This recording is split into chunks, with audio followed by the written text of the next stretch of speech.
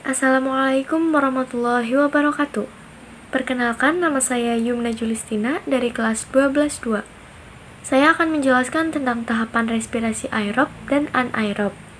Langsung saja ke yang pertama. Yang pertama ada tahapan respirasi aerob. Respirasi aerob merupakan respirasi sel yang membutuhkan oksigen dari pernapasan dan menghasilkan energi berupa ATP.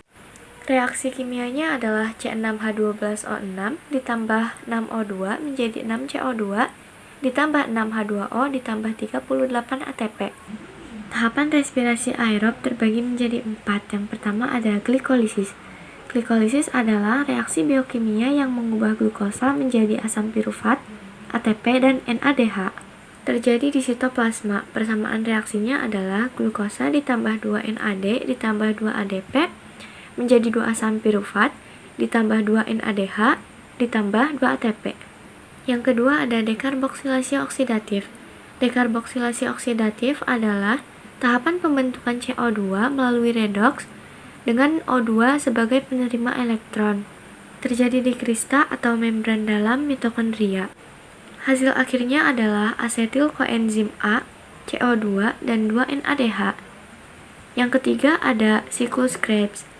Siklus Krebs ini terjadi di matriks mitokondria, berfungsi untuk menghasilkan energi dan berbagai senyawa yang akan digunakan untuk sintesis senyawa lain. Fungsi lainnya adalah penghasil sebagian CO2, penghasil koenzim tereduksi yang menggerakkan rantai pernapasan menjadi produksi ATP, serta pengonversi energi dan zat lebih.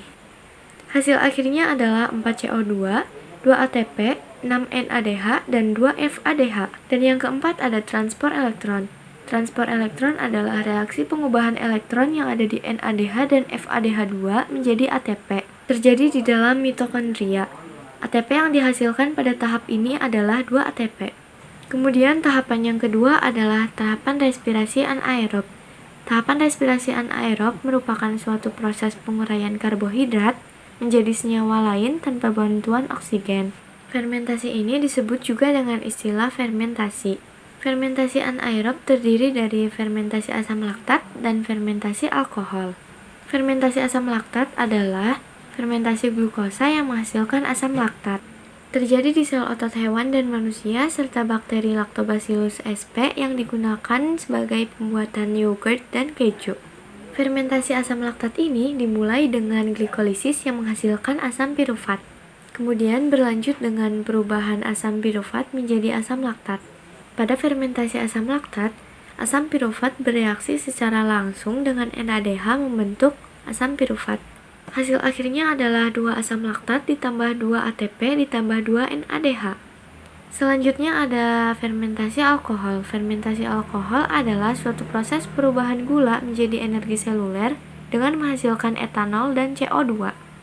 Terjadi pada sel ragi bakteri anaerob. Contohnya adalah Saccharomyces cerevisiae yang berperan dalam pembuatan roti dan tape. Langkah reaksinya adalah pembebasan CO2 dari asam pirufat yang kemudian diubah menjadi asetilhedid.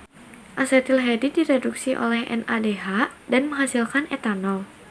NAD yang terbentuk akan digunakan untuk glikolisis. Hasil akhirnya adalah 2 etanol ditambah 2 ATP ditambah 2 CO2. Sekian penjelasan dari saya. Mohon maaf apabila ada kesalahan. Wassalamualaikum warahmatullahi wabarakatuh.